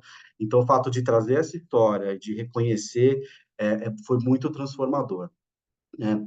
Acho que quando a gente ultrapassa a categoria que a gente opera, acho que são realidades muito diferentes entre as categorias, né? Eu ouvi falar de beleza, eu acho que se aproxima um pouco mais da nossa categoria de bebida, porque ganhar esse prêmio de entretenimento, nós somos entretenimento, né? É uma categoria da vida real, uma categoria da celebração, uma categoria do olho no olho, do copo na mão, uma categoria da verdade, né? Da realidade. Então, ao mesmo tempo que este case específico e o propósito da marca gera um super resultado de eficiência, porque para a bebida, quando você entra no lifestyle, você entra na cultura, você gera bad value, né, daquela marca, de você ter esse prazer, né, e de mostrar que você está naquela marca, que gera negócio no fim. Então, essa campanha e esse prêmio para a gente, ele é transformador porque, de novo, poucas marcas têm essa liberdade, né, para se soltar das categorias. Ao mesmo tempo que é libertadora, nos aprisiona a fazer cada vez mais, né? A gente tem que... Então, uma vez que você entra, você fala de K-pop, você fala de progresso, a gente não pode parar, né? A gente não pode parar de inspirar as pessoas com histórias de personagens que deram passos ousados e que ajudaram a sociedade a evoluir e que ajudam sempre o universo a evoluir. A gente entende que a gente tem um papel diferenciado como anunciante no impacto da mensagem que a gente leva. Então, hoje é muito mais um trabalho de consciência de qual que é o papel de uma marca como Johnnie Walker, que fala de progresso em um universo social. E a gente entende que isso é sobre consistência, né? No final, a gente está presente em todos os momentos de consumo, mas são essas iniciativas que tornam a marca o que ela é muito maior do que a categoria que a gente opera, né? Então, foi um case de super orgulho. E aí, o motivo da gente achar que não ia ser um Grand Prix, eu acho que no painel anterior eles falaram muito disso, a tecnologia e o desenvolvimento, né, do digital, em algum momento ganhou um protagonismo que a criatividade ficou em segundo plano. E essa é uma plataforma que faz o coração bater, né, que faz as pessoas se arrepiarem, que faz o frio na espinha mesmo. Você não está falando com a cabeça, você está falando com outro sentimento das pessoas. Que foi um outro ponto muito importante de ver no festival. De novo, eu gostei do que a Marcinha falou, a criatividade voltou, né? A gente está usando agora a tecnologia como um meio, né? E tem que ser um meio, mas no final, o que vai valer é o sentimento que a gente vai gerar. Eu vou aproveitar o seu gancho da criatividade e perguntar aqui para o Yuri, qual é o peso da criatividade hoje na estratégia do negócio? E como é que a gente prova, não falo exatamente só Mercado Livre, mas no mercado, como é que se prova o valor da criatividade internamente, né? Enfim, como é que a gente comprova? Boa, Lena. Você sabe que lá em Cannes eu vi uma palestra que está na minha top 3 aí de melhores palestras de Cannes, que foi uma do Peter, da System One, que basicamente ele falava o título era The Cost of Do, né, o custo, né, de uma publicidade chata, né, se a gente traduz aí de uma maneira quase que literal. E ele, enfim, quem não conhece a System One, é um instituto de pesquisa, né, que avalia realmente criatividade, efeito de criatividade, entendimento de criatividade e impacto. E ele considerou nessa avaliação, sei lá, mais de 1.000 criatividades no mundo todo, né, usando alguns KPIs específicos de performance, de entendimento, engajamento, impacto. E ele comparou com um filme que eles montaram, que era uma vaca comendo grama. Ele avaliou um filme de uma vaca comendo grama, com os KPIs lá que eles têm, e comparou com essas 1.000 campanhas globais. Metade desses filmes, né, que eles avaliaram tinham menos eficiência de engajamento, de impacto, do que a vaca comendo grama.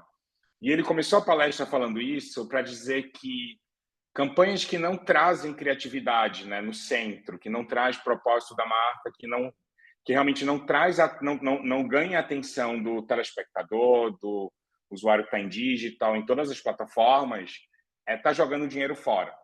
E eu acho que quando a gente fala de negócio, de resultado de negócio, quando a gente que trabalha com marketing começa a provar isso, que a publicidade chata, né, vamos traduzir assim, ela é mais do que não gerar impacto, é que ela está realmente jogando dinheiro fora.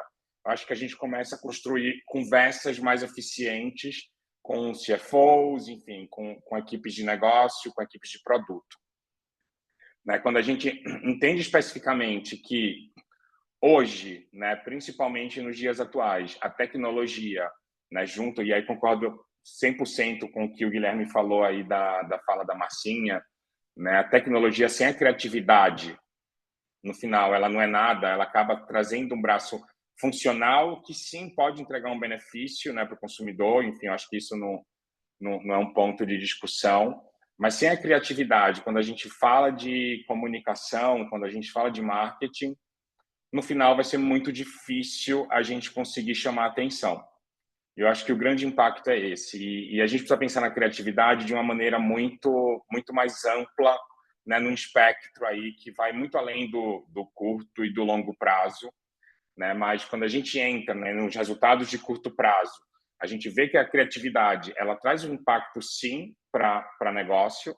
Né? E aí, falando do case aí específico de estar na mão, né? Enfim, uma campanha de Black Friday. A gente vê o quanto a gente traz um resultado, né, de vendas, um resultado de percepção de marca mesmo aí de curto prazo, maior do que anos anteriores, justamente por conta de uma criatividade mais disruptiva. E de longo prazo, por mais que seja uma campanha de Black Friday, a gente começa a ver que algumas percepções de marca, elas crescem, têm um pico, mas ao mesmo tempo elas se sustentam nos meses posteriores, né? Não é que aquele pico de percepção de uma marca que oferece os melhores benefícios ou atende às minhas necessidades só naquele mês. Ele é sustentável também nos meses subsequentes. Talvez se a gente tivesse feito uma campanha com filmes tradicionais de 15, 30 segundos, falando de 80% de desconto, milhões de reais em cupom, talvez com certeza a gente teria um resultado bom no curto prazo, mas a gente não teria tido esse impacto de longo prazo tão efetivo. Acho que o papel da criatividade é esse, né? É sustentar marcas e tornar marcas fortes com ações que são memoráveis, né? Eu acho que um exemplo que eu gosto muito de falar para o meu time, enfim, para o time aqui interno no Mercado Livre, é o case da UMAP, né? Com a Elis Regina, né? Também ganhou Cannes agora esse ano.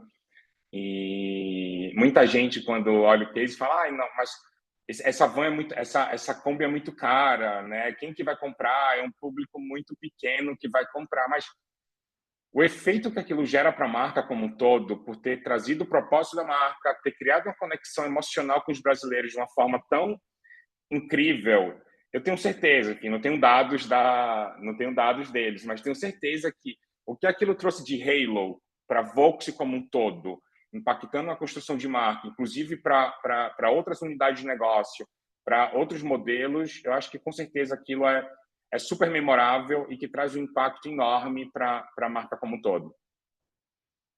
Perfeito. A gente está misturando já alguns temas que a gente ia abordar com tecnologia, mas está ótimo, porque as coisas são muito complementares mesmo. Natália, eu queria pegar um pouco do seu background, que você teve 8 anos e meio numa Big Tech, e você viu muito a valorização da performance por um certo período, então, por um tempo, falou-se muito em performance. Hoje, a gente está valorizando mais a criatividade, eu queria que você comentasse esse lado. E se você quiser dar um pitaco aí sobre o que você viu de inteligência artificial, da fadiga da inteligência artificial, em certo sentido, no festival, eu agradeço. Claro. Quando eu comecei no digital, não tinha anúncio YouTube, né? Então, foi bem nessa época, eu vivi muito esse lugar em que começou a se falar de performance, né? E por que foi sedutor a gente falar só de performance e a gente esquecer um pouco da marca, né? Porque era muito legal você sair de não ter nenhuma métrica ou ter poucas métricas, você não ter métricas real time, enfim, você ter coisas mais limitadas da forma de mensurar o teu trabalho para você conseguir traquear desde o momento em que a pessoa entra no teu site, todas as etapas do funil, entender exatamente, olha, então a plataforma de mídia A me deu esse resultado, a B esse outro, e a C esse outro resultado, eu vou maximizar onde eu estou melhor e vou parar de investir onde eu estou pior. Isso foi muito bom, porque a gente colocou ciência dentro do marketing. E acho que isso, e uma palestra interessante em Cannes também falou sobre isso, foi que quando veio o marketing digital, o marketing começou a falar mais a língua do CFO. Ficou mais claro você ver o impacto das coisas que você fala, que você fazia dentro do negócio. Então, a criatividade, ela passou a ser coisa quase esotérico, uma coisa que eu não consigo medir direito, versus, né, essa campanha de performance. Então, você passou, eu vi as empresas tendo cada vez mais dificuldade de justificar grandes orçamentos ou grandes campanhas criativas. Mas isso, né, há 10, 15 anos atrás, a gente só aumentou a fragmentação de meios, né? Se antes você tinha, sei lá, o YouTube, algumas redes de display e busca, você passa a ter Meta, você passa a ter TikTok, você passa a ter uma infinidade de plataformas que ficou extremamente fragmentado. E aí a criatividade ganha força justamente pelo que o Yuri e a Márcia falou um pouquinho, né? Mas de você, e o Guilherme também comentou esse ponto, de você gerar conversa, de você só através da criatividade você consegue transcender esses silos que você tem, essa superfragmentação que você tem de meios. Então, passou a ser muito importante, e, como o Yuri comentou muito bem, o efeito de você construir marcas, de você tocar no coração das pessoas, ele não é um efeito de curtíssimo prazo. Então, muitas empresas que viram, nossa, parei de investir em televisão, por exemplo, parei de investir em grandes campanhas de marca, vou só fazer performance, num primeiro momento, o resultado delas não cai. O resultado se mantém, porque você tem um carrego de marca que ele fica por um tempo. Mas depois, você começa a ter quedas de performance inexplicáveis, você começa a ver marcas realmente perdendo o lastro, porque não voltou nesse lugar em que você tem que tocar no coração das pessoas. Então, eu vejo bastante esse renascimento do criativo, porque mesmo não tendo todas as métricas que um digital tem, ele tem coisas muito importantes que trazem para as empresas que não podem ser ignoradas, né? E eu acho que isso refletiu muito no que a gente comentou, né, na conversa que a gente teve antes daqui, e se eu não me engano, o Guilherme também falou isso. A gente não ter visto cases que premiam a tecnologia pela tecnologia. Ai, que legal, usei essa feature de IA, isso foi muito... foi legal e foi premiado por isso. Não. A gente viu cases em que se premia... E até o Henrique, a gente conversou bastante lá em Cannes, né? Os júris também é muito fadigado. Ai, nossa, na hora que viu um case com IA, falava, putz, mais um de IA. Não, aqui a gente está falando sobre o que é ser humano, o que toca o coração. Então, a gente viu os cases quando a tecnologia tem um propósito da criação, que é justamente o exemplo do case do Mercado Livre, tem uma tecnologia de você detectar os apertos de mão sendo dados, né? Mas, putz, isso foi feito de um jeito muito criativo e resultou nesse prêmio maravilhoso. E um case que, como profissional de mídia, fiquei muito feliz de ter sido um case tão bacana de ser premiado. Então, eu vejo esse renascimento e essa fadiga mesmo. A gente conversou muito sobre isso lá em Cannes. Guilherme, eu vou aproveitar para você comentar. Você comentou também sobre isso na conversa prévia que a gente teve. Você falou que sentiu que houve um pêndulo, né? Que teve um momento que o marketing era muito gut, depois ele ficou muito científico e agora há um equilíbrio entre eles. Eu queria que você falasse, pensando nesse cenário, como é que a gente trabalha com métricas, pensando em criatividade, né? Como é que você analisa essa parte da métrica e a criatividade?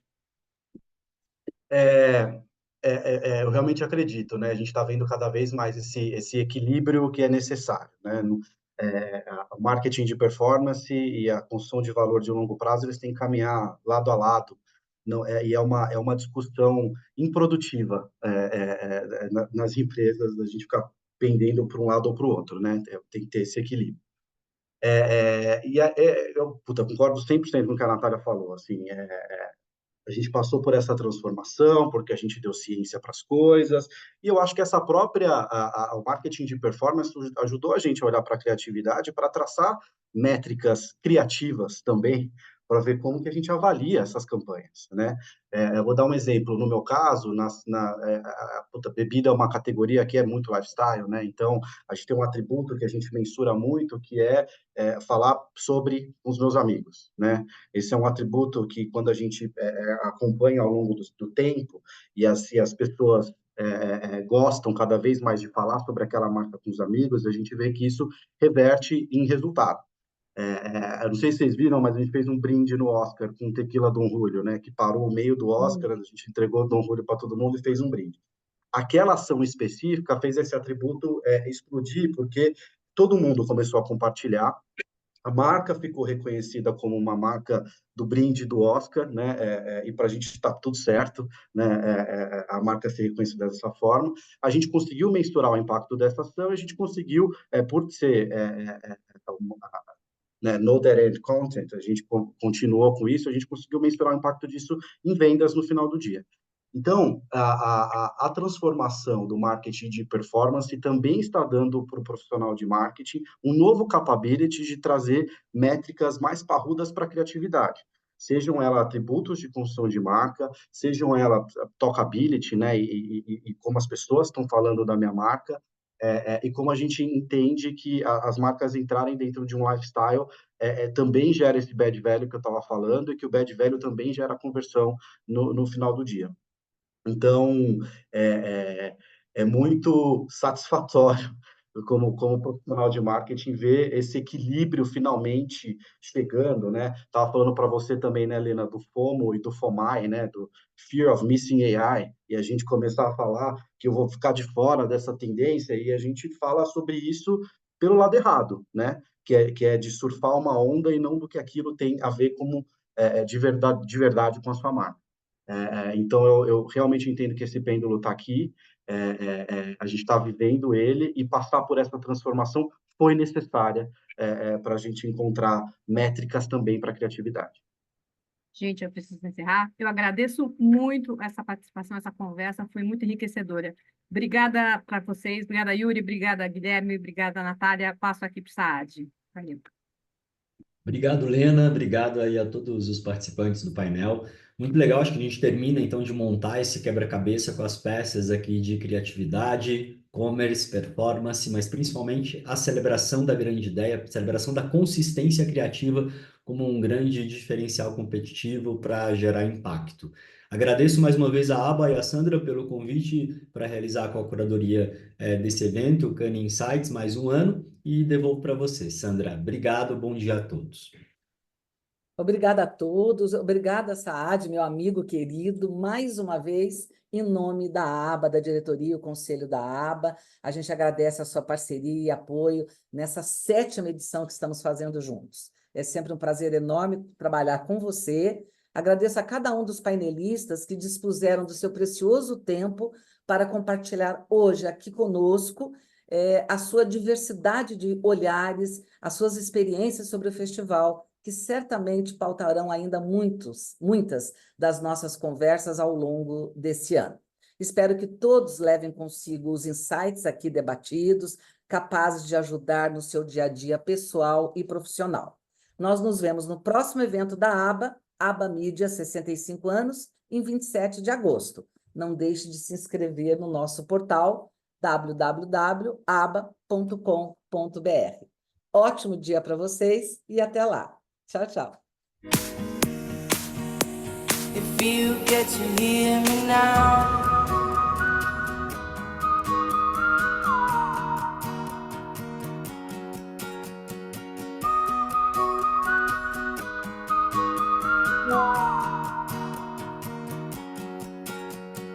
know you get stronger when